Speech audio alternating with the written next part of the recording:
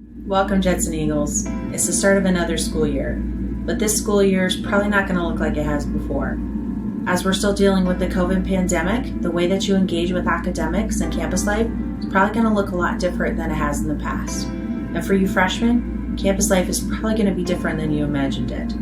Now, while it's crucial to practice safety and caution when it comes to your physical health, it is equally important to make your mental health a priority. So I'm going to take the next few minutes and just talk about some ways that you can promote positive mental health. Tip number 1, social interaction is crucial.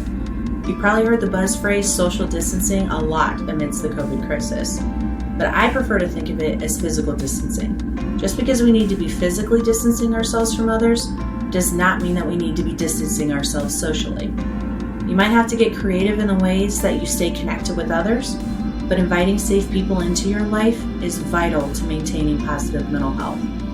I'd like to share a Bible verse. Ecclesiastes 4:9 and 10 says, "Two are better than one, because they have a good reward for their toil. For if they fall, one will lift up his fellow. But woe to him who is alone when he falls and has not another to lift him up."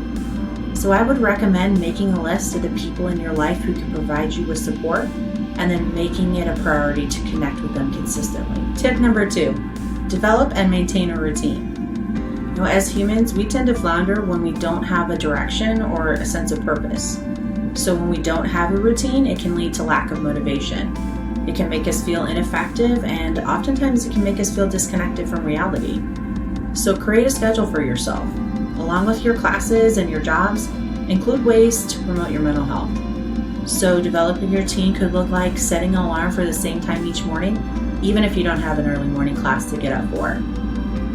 Setting a timeline to get your work done. So breaking up your assignments into smaller tasks and then scheduling time to get those done. Schedule a daily walk and invite some friends on campus to go with you. Make time to engage in your hobbies, painting, drawing, listening to music, even exercising. Making a routine a priority will give you a sense of accomplishment. Tip number 3, create boundaries. While boundaries can apply to many areas of your life, I wanted to focus a little bit more about boundaries with your personal space. Many of us are going to be spending quite a bit more time in our dorms than we probably even planned to. And one way to create boundaries is to designate areas within your dorms for specific activities. So have a designated workspace for you to study and get your work done. Try to keep the area that you sleep in just for sleeping. And communicate with your roommates, friends, family, whoever's going to be interacting with you in that space. Because people are more likely to cross those boundaries when they don't even know that you have any to begin with. So take some time to make a list of the boundaries that you need and that you want, and then find ways to make them happen. And lastly, tip number 4, pay attention to your emotions. Many of us struggle to recognize and manage our emotions well.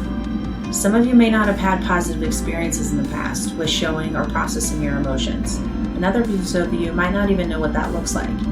But part of having positive mental health means engaging with our emotions, rather than rejecting them, ignoring them, or reacting to them out of fear.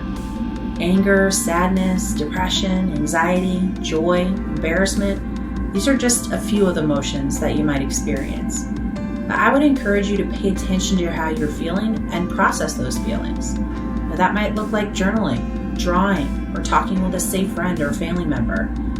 But by learning to pay attention to your emotions, you'll also know when you might need a higher level of care, when your emotions become too much for you to manage on your own. Reach out to a trained mental health professional, such as a counselor here in the Wellness Center. Or if you have a therapist you've already been meeting with, call them up. That could even mean meeting with a mentor or with a pastor at your church. So these are just a few of the tips that are going to help you to promote positive mental health.